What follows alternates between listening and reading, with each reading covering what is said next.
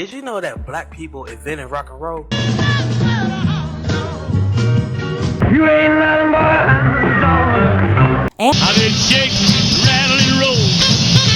Shake, rattle, and roll. shake, rattle, and roll. Shake, rattle, and roll. See, they didn't want a black guy to be the one to create the rock and roll because the white kids liked it. And they didn't want the white girl screaming over no black boy. We're talking about Mr. Marshall Mathers. To disband because he cannot withstand the fact we're not afraid of Trump. Walking on eggshells, I came to stomp. Eminem's album meant nothing, and that's my point. That's my point. That it's two different worlds we live in. In that world, Eminem's the shit. In our world, he's nothing. We're talking about assigning the greatest of all time title to a white guy in a dominantly black created, black ran, historically black genre of music. That after 404 years, you got black people running around playing defense attorney and cheerleader for white folks. Best rappers of all time? According to who? You, rap fan. Everybody. Let me say something to you. And this is going...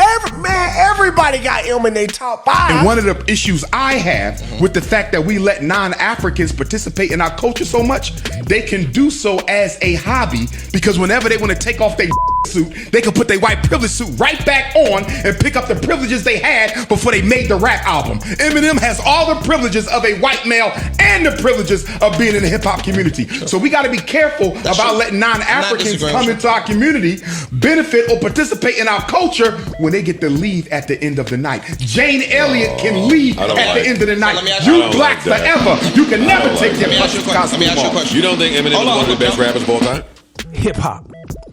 Whether you like it or not, Eminem's music in regards to the overall black population of hip hop music listeners, man, they don't listen to that. It's not played. It's not played in their personal spaces in clubs and majority of the places we visit. Hey, y'all, come look at this. I'm from the hood and I'm in the hood. There you go. And niggas don't.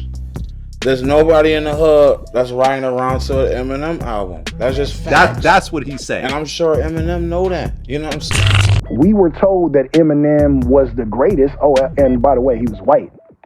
And that played a huge part in his success, because if you can get white America, you know what I'm saying? Like, you are super solid as far as like album sales are concerned. And then who was he with? He's with Dr. Dre. So then we got niggas too. So then it's that much bigger. Then Interscope puts the money behind it. When have you ever, and I'll take it away from you, when have you ever heard an Eminem song in the club? When have you ever heard this shit in the locker room when niggas like, yo, this is the new M, I'm about to go crazy out here when they do this tip off, nigga? So again, it must happen when niggas is training for the Olympics or some shit, or when white boys is surfing, dude, or doing what the fuck they doing. Because I mean, I'm not taking away from them. I don't hear Eminem in the streets.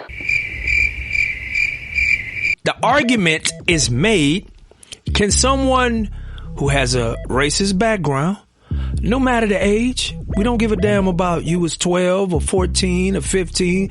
It just goes to show that wherever you got your beginnings and your uppings, your upcomings, this is the manner of which you was raised. And of course, we live in America.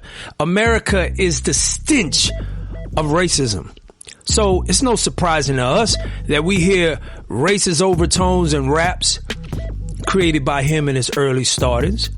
Blacks and whites sometimes mix, but black girls only want your money cause of dumb chicks.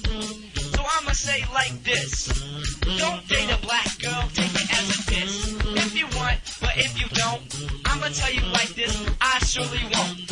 Never date a black girl because blacks only want your money, and that shit ain't funny. So I'ma say, look, honey, why do you do this? Call it the Racist Rap Hour tapes. The Racist Rap Hour, that Eminem and his group at the time, it was 3 other white guys, had made this whole tape with a lot of racist stuff on it. There was actually more records. Yeah, where he's saying and all that shit.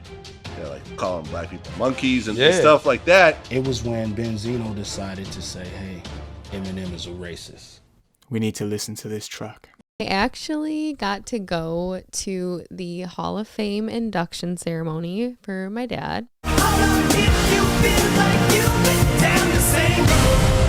But black girls only want your money cause they're dumb chicks. We're criticizing black girls by their appearance and the fact that all they wanted was money. Don't make this right now a double standard. We gotta treat this the same way you treat Mike Tyson, like you treat Kobe Bryant, like you treat R. Kelly, like you treat O.J. Simpson. Eminem sued the Source, went to court and made an injunction against them to stop the release of these race tapes he made, keeping the magazine from releasing the contents on its magazine label. Dave Mays and Benzino. He was by all means trying to stop the world from hearing who he really was as an up-and-coming white artist with his 3 other group members and the hip-hop people he spoke so harshly of. Hey, y'all, come look at this. They was freestyling. They was naming all type of races, like white girl. What you think about a white girl? Black girl. Look a black girl. Basically, but the Source just edited the black girl part and made it like it was racist. And honestly, for me, if that's true, that just raises more questions than answers and almost confirms this theory that it was some sort of race-themed freestyle hour where, you know, a group of 4 white dudes were sat in a basement rapping about other races. Like, it's just really uncomfortable, weird thoughts. So it's even worse. It's almost confirming the fact that this tape was longer and they were rapping about, oh, don't worry, it wasn't just about black people. We went after Latinos and Asians and whatever as well. Like, it's a really horrible thought. I know a lot of y'all want to put on your cape for Eminem, but before you put on that cape, let me introduce you to what is called culture vulturing. Yeah, you had rappers, white rappers, like a Kid Rock, a white rapper like Marky Mark and the Funky Bunch, that tried their licks and got their licks in on rap, using the culture to catapult them into the hip-hop culture. And upon doing this, what they did was use this as a litmus test and a stamp of approval from black artists and from black people in general, because we are so nice and letting people come in and rearrange our furniture and just make themselves at home. And then when they're through, throw their dirty clothes and dirty laundry, wipe their muddy sneakers on the couch and leave out, chunk the deuce, and never to be heard from again. Post Malone is a culture vulture. I think it's a culture vulture because he does. Miley Cyrus is a culture vulture. You were a culture vulture. Who are the culture vultures? Somebody said I'm the best in the world. Here we go, from Japan to Romeo. That's hip hop shit. DJ, cut the record down to the bone. Veered away from hip hop a little bit. People all along. And the next year made more money than I ever thought I'd make. I hear that song.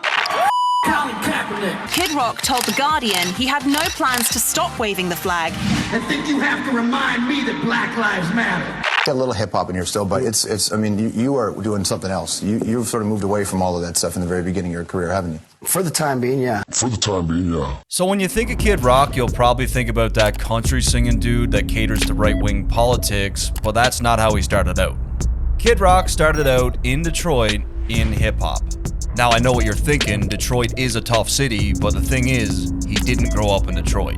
He actually grew up right here. This is his actual family home. 50 miles from Detroit with 7 bathrooms, hot tubs, tennis courts, not a brother in sight. This guy's father owned several car dealerships. He wasn't just rich, he was rich. But for some reason, when he was a teenager, he wanted to go to the hood. He wanted to be with the brothers, and he wanted to run away and escape that traumatizing, terrible life that he had.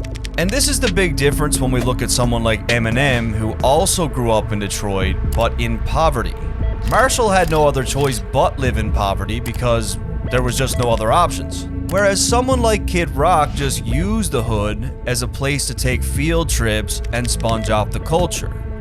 But wait!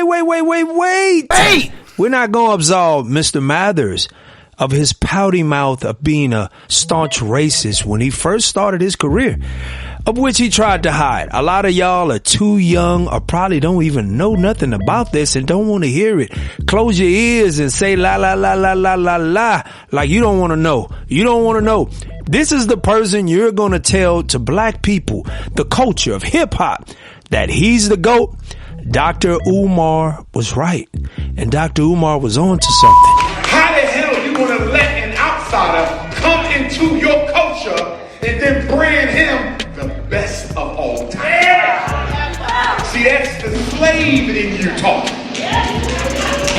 That's your white Jesus condition.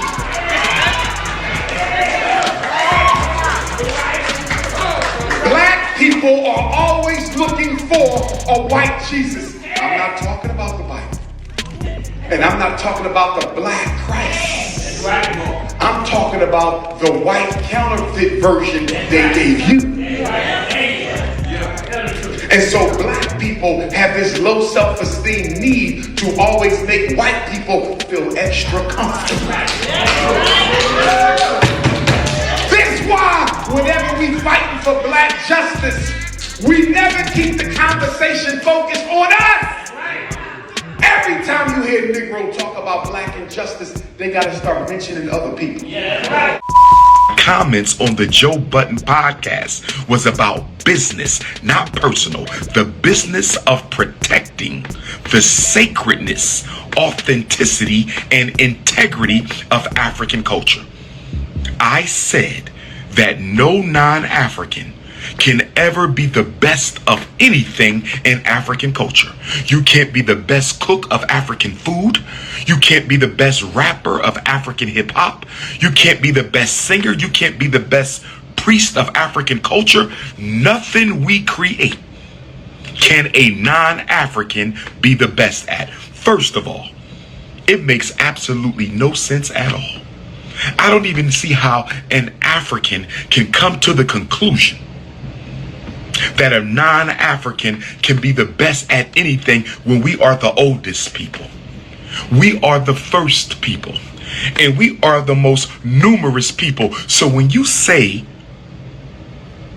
a non-African is better at X, Y, and Z than a member of the race, you're saying that this person can do this better than 2 billion Africans. Or you're saying not only can they do it better than 2 billion Africans on the planet, you're saying they can do it better than all of the billions of Africans that have ever walked the planet Earth.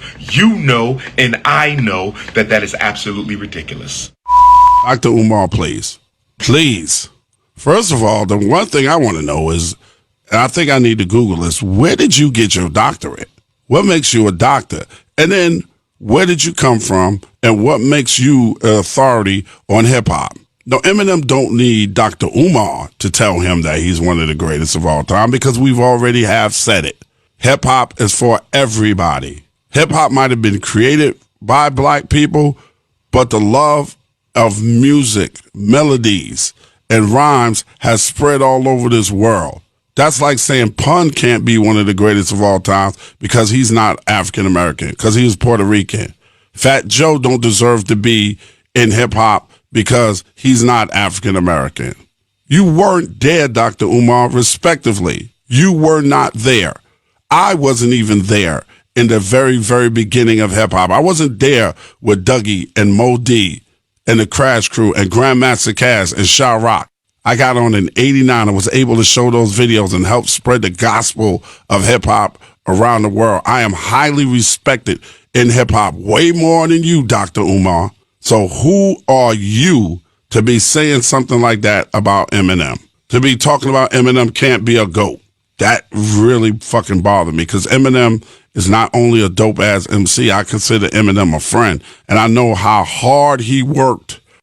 Dr. Umar Johnson responded to DJ Academics with this retort. Can't compare rap to golf, Academics, because the latter has a clearly defined criteria for a championship, and it's not cherished aspect of African culture. Yes, we certainly did invent the golf tee, and if you've ever read a history book, you might know that.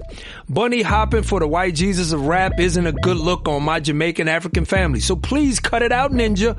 You come from the land of the most honorable Marcus Mosiah Garvey, so please start acting like it. King Kong consciousness.